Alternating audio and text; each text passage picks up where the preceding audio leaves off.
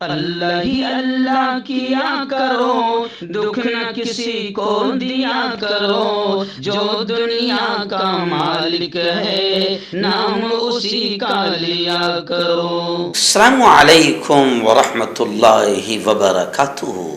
ناظرین، استقبال ہے، سواگت ہے آپ کا viral news live studio Jalgaon, Maharashtra, India میں۔ میں آپ کا میزبان مفتی محمد ہارون ندوی۔ آئیے پیارے ملک بھارت کی بہت ہی خاص بڑی 10 اہم خبروں پر نظر ڈالتے ہیں، لیکن سب سے پہلے میں اپیل کروں گا کہ جو ساتھی نئے ہیں اور ابھی تک اس بے باک سچے چینل سے جڑے نہیں ہیں، اگر آپ چاہتے ہو کہ آپ کو ملک بھارت کی اور پوری دنیا کی صحیح اور سچی خبریں دیکھنے اور سننے کو ملیں تو پھر آپ اس چینل سے جڑ جائیے۔ سبسکرائب کر لیجئے ہمارے اس چینل کو، بیل آئیکن گھنٹی کے بٹن کو دبا دیجئے تاکہ ہماری ہر ویڈیو، ہر خبر آپ کو آپ کے موبائل پر مل سکے۔ اور ہاں ناظرین، ہم ہر روز ایک اپیل کرتے ہیں کہ پلیز یہ ایک پرائیویٹ چینل ہے اور چینل چلانے کے لیے پوری ایک ٹیم کام کرتی ہے، بڑا روپیہ پیسہ خرچ ہوتا ہے۔ اگر آپ چاہتے ہو کہ ایسے چینل جو ظلم اور ظالموں کے خلاف بے باک انداز میں بول رہے ہیں، اگر آپ چاہتے ہو کہ ایسے چینل مضبوط ہوں تو پلیز آپ چینل کی فائنینشیل ہیلپ، مالی تعاون، مالی مدد ضرور کیجیے۔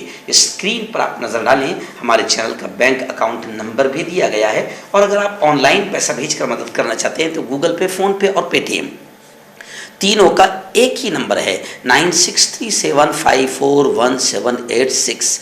اللہ نے جو بھی آپ کو طاقت دی ہے اس اعتبار سے ہر دن یا ہفتے میں یا مہینے میں ایک بار ہی صحیح 200، 500، 1000 جو بھی آپ چینل کی مدد کر سکتے ہیں مدد کیجیے، چینل کو مضبوط کیجیے، ہمارا ساتھ دیجیے۔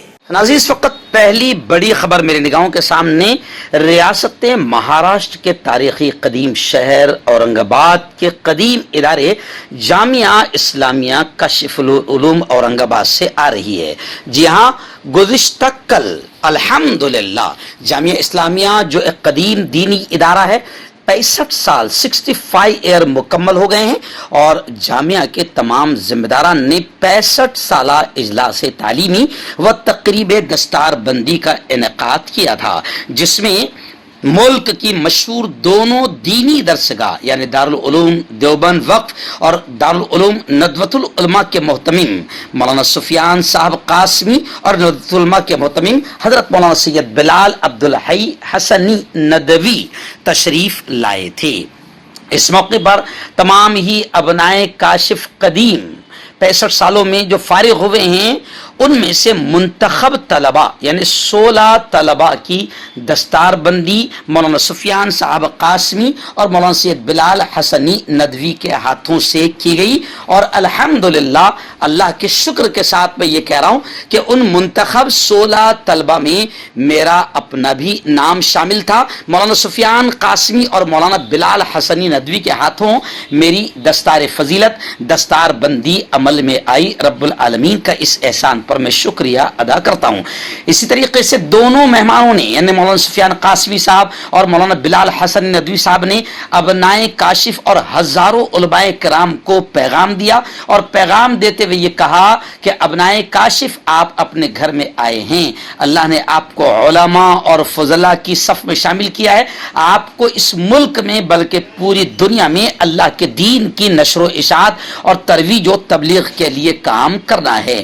میں اس کامیاب اجلاس پر مجلس عاملہ جامعہ اسلامیہ کاشف العلوم اورنگ آباد ان تمام کا دل کی گہرائیوں سے شکریہ ادا کرتا ہوں۔ یہ اجلاس بڑا کامیاب رہا، اور اس اجلاس میں ہزاروں کی تعداد میں علماء فضلاء شامل رہے، اور ابنائے کاشف قدیم نے مجلس عاملہ جامعہ اسلامیہ کاشف العلوم کا دل کی گہرائیوں سے شکریہ ادا کیا کہ جامعہ کے ذمہ داروں نے یہ حسین موقع ہم سب کو نصیب فرمایا، اور کوئی 30 سال کے بعد، کوئی 40 سال کے بعد، کوئی 50 سال کے بعد اپنے ساتھیوں سے سب کی ملاقات ہوئی اور سب نے خوشیوں کا اظہار کیا۔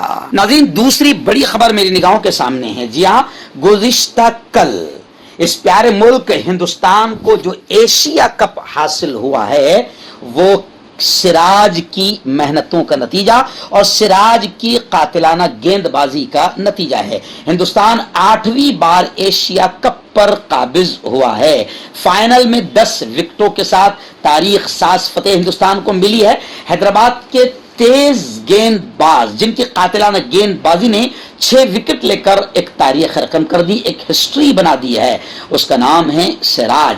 سراج کو میں آپ کو بتاؤں کہ کولمبو میں مین آف دی میچ بھی سراج کو ملا ہے، یعنی گزشتہ کل سراج کا راج رہا ہے۔ لیکن پھر بھی میں دیکھ رہا ہوں کہ ملک کے کچھ متعصب جنہیں اسلام اور مسلمانوں کے نام سے نفرت ہے، وہ سراج کی تعریف میں کہیں نہ کہیں کنجوسی سے کام لے رہے ہیں۔ ہمارے ملک کی گودی میڈیا بھی کہیں نہ کہیں سراج کی تعریف میں کمی اور کنجوسی سے کام لے رہی ہے، کیونکہ جس شخص نے قاتلانہ گیند بازی سے ہندوستان کو فتح دلائی ہے اور جو مین آف دی میچ بنا ہے، وہ ایک مسلم نوجوان ہے جس کا نام سراج ہے۔ خیر، سراج کا راج ہی دل و دماغ پر چھایا ہوا ہے، لیکن پھر بھی کہیں نہ کہیں متعصب میڈیا دشمنی کا شکار سراج کو بنا رہی ہے۔ ناظرین، بڑی خبر اس وقت دہلی سے میری نگاہوں کے سامنے آ رہی ہے۔ جی ہاں، دہلی میں آل انڈیا مسلم پرسنل بورڈ کی عاملہ کی میٹنگ ہوئی۔ اس میٹنگ میں کامن سول کوڈ، یکساں سول کوڈ، وقف بورڈ سمیت ثالثی ایکٹ پر بھی غور و خوض کیا گیا۔ ملک کی راجدھانی دلی میں ہمایوں کے مقبرے کے پاس آل انڈیا مسلم پرسنل بورڈ کی ایک زبردست میٹنگ ہوئی عاملہ کی، جس میں یونیفارم سول کوڈ اور یکساں سول کوڈ پر بورڈ نے اب تک جو اقدامات کیے ہیں اس پر تفصیل سے غور و خوض کیا گیا اور آئندہ لائحہ عمل طے کیا گیا۔ وہیں وقف جائیداد کے تحفظ کے لیے 5 بڑے شہروں میں سیمینار ہوں گے۔ اس پروگرام کا خاکہ بھی بنایا گیا۔ ان 5 بڑے شہروں میں دہلی، ممبئی، حیدرآباد وغیرہ شامل ہے۔ اس کے علاوہ مصالحت اور ثالثی یعنی میڈیسن ایکٹ، اس قانون کے خد و خال پر بھی تفصیلی گفتگو کی گئی اور اس کے جائزے کے لیے وکلاء پر مشتمل کمیٹی تشکیل دی گئی۔ اجلاس میں اصلاح معاشرہ، تفہیم شریعت کے کاموں کو وسعت دینے کے لیے بھی کچھ نئے خاکے مرتب کیے گئے۔ بورڈ کا یہ اجلاس حضرت مولانا خالص سیف اللہ رحمانی کی صدارت میں منعقد ہوا۔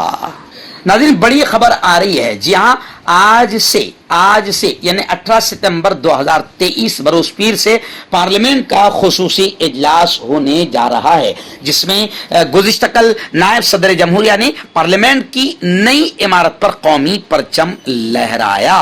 میں آپ کو بتاؤں کہ اپوزیشن تمام پارٹیاں یہ کہہ رہی ہے کہ مودی سرکار پارلیمنٹ کا خصوصی اجلاس لے کر ملک کی توجہ اور ملک کا دھیان اصل مدعوں سے ہٹانا چاہتی ہے۔ اسٹالن کا بڑا بیان آیا ہے۔ اسٹالن نے صاف طور سے کہا ہے کہ مودی حکومت منی پور پر سے توجہ ہٹانا چاہتی ہے اور ہندوستان CAG رپورٹ اس پر سے بھی باقاعدہ توجہ ہٹانا چاہتی ہے اور ملک کے اصل مسائل سے توجہ ہٹانا چاہتی ہے۔ اپوزیشن پارٹیوں کا یہ بھی کہنا ہے کہ پارلیمنٹ کا یہ خصوصی اجلاس جو مودی حکومت نے بلائی ہے، یہ اجلاس ہندوستان کو تقسیم کرنے والا اجلاس ہوگا۔ یہ BJP کا اور مودی جی کا ناپاک حربہ ہے۔ ناظرین، بڑی خبر اس وقت اتر پردیش کے بریلی شہر سے آ رہی ہے۔ جہاں بریلی میں شیو مندر میں ایک ماں اور ایک بیٹی نماز ادا کرنے کے الزام میں دونوں کو گرفتار کیا گیا اور ایک عالم دین کو بھی گرفتار کیا گیا جس نے انہیں ایسا کرنے کا مشورہ دیا تھا۔ خیر، جو عورت ہے وہ 38 سالہ نذیرہ ہے اور اس کی بیٹی 19 سالہ شبینہ ہے، اور جس عالم دین کو گرفتار کرنے کی بات کی جا رہی ہے، عالم دین کا نام چمن شاہ بتایا جا رہا ہے۔ ان کو دوسروں کے مذہبی جذبات کو ٹھیس پہنچانے کے الزام میں گرفتار کر لیا گیا ہے۔ پریم سنگھ کی شکایت پر FIR درج کی گئی تھی، تحقیقات شروع کر دی گئی ہے، تینوں سے پوچھ تاچھ جاری ہے۔ لیکن میں مفتی ہارون ندوی صاف طور سے کہہ رہا ہوں کہ مندر میں نماز ادا کرنے کے لیے گئی دونوں ماں اور بیٹی کو اور وہ عالم دین جس نے مشورہ دیا ہے ان کو گرفتار کیا گیا ہے، بہت اچھی بات ہے۔ لیکن تصویر بتا رہی ہے کہ جو عورت نماز ادا کر رہی ہے اس کے بدن پر بھگوا کلر کا دوپٹہ ہے، اس لیے میرا یہ کہنا ہے کہ ایمانداری سے تحقیقات کی جائے، یہ کوئی شڑینتر، یہ کوئی ناپاک سازش نظر آ رہی ہے۔ ناظرین، chief justice of India supreme court کے چیف جسٹس چندرچوڑ کا بڑا بیان آیا ہے۔ ایک پروگرام میں جہاں وکلاء اور ججز کی بڑی تعداد موجود تھی، وہاں پر چیف جسٹس نے بیان کرتے ہوئے ججوں اور وکیلوں سے کہا کہ دیکھو سنو، آپ اور ہم دنیا کو بے وقوف بنا سکتے ہیں لیکن اپنے ضمیر کو ہم بے बेवकूफ़ नहीं बना सकते। चीफ जस्टिस ने कहा कि ईमानदारी कानूनी पेशे का बुनियादी हिस्सा है। इस मौके पर चंद्रचूड़ ने इतवार को औरंगाबाद में यह कहा कि कानूनी पेशे का मुस्तकबिल इस पर मुनहसिर होगा कि इससे मुंसलिक लोग अपनी सदाकत बरकरार रखते हैं या नहीं। चीफ जस्टिस ने कहा कि सच्चाई और ईमानदारी कानूनी पेशे की असल है। इस सच्चाई और ईमानदारी का फलना फूलना और बर्बाद होना इससे मुंसलिक लोगों के रवैये पर मुनहसिर होता है। जस्टिस ने कहा वकीलों और जजों के दरमियान ताउन बढ़ाने, कानून को मजबूत करने की सिमत में तमाम नसीहतें की और ये कहा कि सच्ची सालिमियत एक तूफान से नहीं मिटती है, ये वकीलों और जजों की तरफ से दी गई छोटी छोटी रियायत और अपनी ईमानदारी से किए गए समझौते से मिटती है। उन्होंने मजीद कहा कि हमारा पेशा फलता फूलता रहेगा या बर्बाद हो जाएगा, ये हमारे हाथों में है। हम इसे ईमानदारी के साथ बनाए रखते हैं या नहीं, ये सब कुछ हमारे हाथों में है। नाज़रीन, बड़ी खबर आ रही है। जी हाँ, लालू प्रसाद के घराने से राबड़ी देवी जो साबिक वजीर आला रही है बिहार की, उनका बड़ा बयान आया है। राबड़ी देवी ने कहा कि ऐसे कई मोदी आएंगे और कई जाएंगे, अगली बार अब बिहार की आवाम बीजेपी को और मोदी जी को जवाब देंगी। उन्होंने कहा कि मुल्क में ऐसे कितने मोदी आएंगे और चले जाएंगे, क्या पूरे मुल्क के लोग मोदी की मुट्ठी में हैं? राबड़ी ने साथ ही कहा कि रोजगार नहीं देंगे और महंगाई नहीं रोकेंगे तो फिर अगले इलेक्शन में अब बिहार की और मुल्क की जनता मोदी और बीजेपी को जवाब देगी। राबड़ी देवी ने कहा कि मुल्क में लड़ाई झगड़े दंगे और फसाद हो रहे हैं, कश्मीर में कत्ल हो रहा है, कश्मीर में इलेक्शन क्यों नहीं लिए जा रहे हैं। वहीं पर उन्होंने मणिपुर का भी जिक्र करते हुए कहा कि मणिपुर में महिलाओं खवातीन का रेप किया जा रहा है, उनकी इज्जतों से खेला जा रहा है, लेकिन मोदी और बीजेपी पूरी तरीके से खामोश है। अगले इलेक्शन में अब जनता मोदी और बीजेपी को बेहतरीन अंदाज में जवाब देगी और कुर्सियों पर से निकाल कर फेंक देगी। आपका पर्सनल डॉक्टर शावेज सेक्सोलॉजिस्ट, किसी भी सेक्स की प्रॉब्लम को लेकर आप मुझसे कभी भी कांटेक्ट कर सकते हैं। इसके अलावा अगर आपको शुगर है, बिना अंग्रेजी दवाई बिना परहेज के आपका शुगर खत्म हो जाता है, बवासीर खूनी हो या मस्से वाली हो, नसों का दर्द, जोड़ों का दर्द, गठिया भाई अभी नाज़रीन, बड़ी खबर इस वक्त तेलंगाना की राजधानी हैदराबाद से आ रही है। हैदराबाद में CWC यानी कांग्रेस वर्किंग कमेटी की एक अहम मीटिंग हुई, जिसमें राष्ट्रीय अध्यक्ष मल्लिकार्जुन खड़गे ने तमाम लीडरों से, कांग्रेसियों से कहा कि बीजेपी की नाकामियों को आवाम के सामने लाया जाए।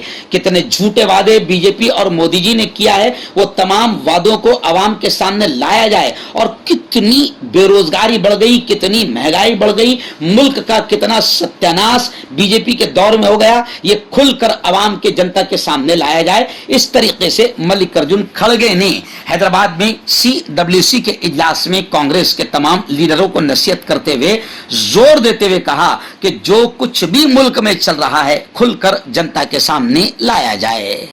मर्दाना ताकत हासिल करें 72 घंटों के अंदर, वो भी जड़ी बूटियों द्वारा। हकीम याकूब खान से कांटेक्ट करें जो कि 75 सालों से हिकमत कर रहे हैं। इसके अलावा जोड़ों में दर्द, गुर्दों में पथरी, शुगर, खुजली, ल्यूकोरिया का गारंटी से इलाज किया जाता है। अभी कांटेक्ट।